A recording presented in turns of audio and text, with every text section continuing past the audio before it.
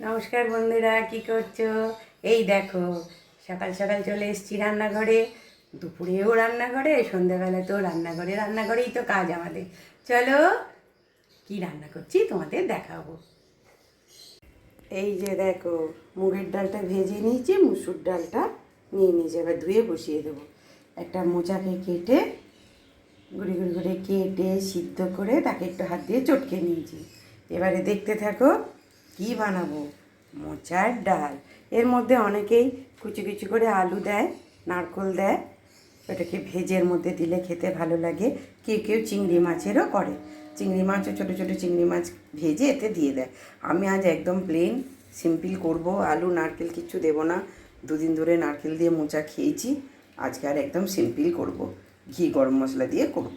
চলো দেখতে থাকো।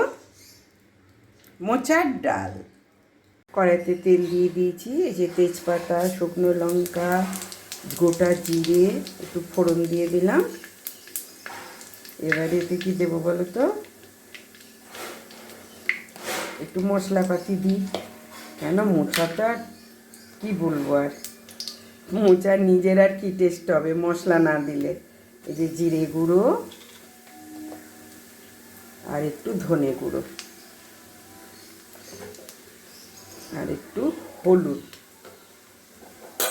এই যে মশলাটা একটু ভেজে নিলাম।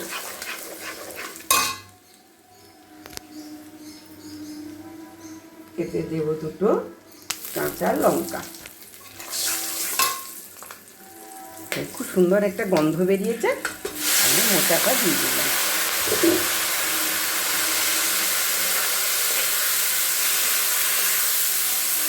মোচাটাকে একটু ভালো করে কষিয়ে নেব।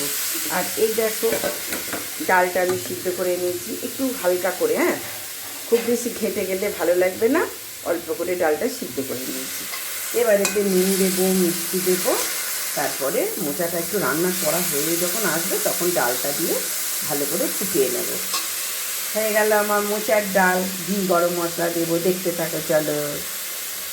মোচাটা আমার হয়ে এসছে, এইবারই দেখো ডালটা দিয়ে দেবো। এতে না ছোলা, এতে নারকেল আর আলু কুচিয়ে অনেকে দেয়, অনেকে চিংড়ি মাছ ভেজেও দেয়, যে যেভাবে খায়। আমি এটা এমনিই করলাম, আজকে প্লেন, অনেক রান্না হয়েছে আর আলু আর দিলাম না। একটু আলু কুচি কুচি করে কেটে দিলে ভালো হয়। ঘি আর গরম মশলা দেবো। আমার মা খুব ভালো রান্না করতো এটা, আমার মা খুব ভালো রান্না করতো এটা। এই যে এটা আমার মেয়েরা খুব ভালোবাসে, এর সাথে একটু ভেজে দেবো কিছু ভাজা, ব্যাস খাওয়া হয়ে যাবে ওদের। ওদের আগের দিন তো মোচার তরকারি নারকেল ছোলা দিয়ে করেছিলাম, ওই জন্য আজকে আর কিছু করলাম না। এতে ঘি আর গরম মশলা দিয়ে নামিয়ে দেবো।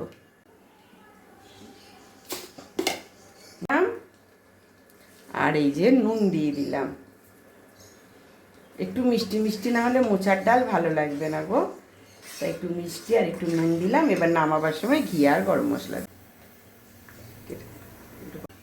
লাস্টে দিলাম ঘি আর দিয়ে দেবো একটু গরম মশলা। মোচার ডাল আমার রেডি, এবার শুধু খাওয়ার অপেক্ষা। মোচার ডাল রেডি, চলে এসো সবাই। এই দেখো মোচার ডাল করে ফেলেছি।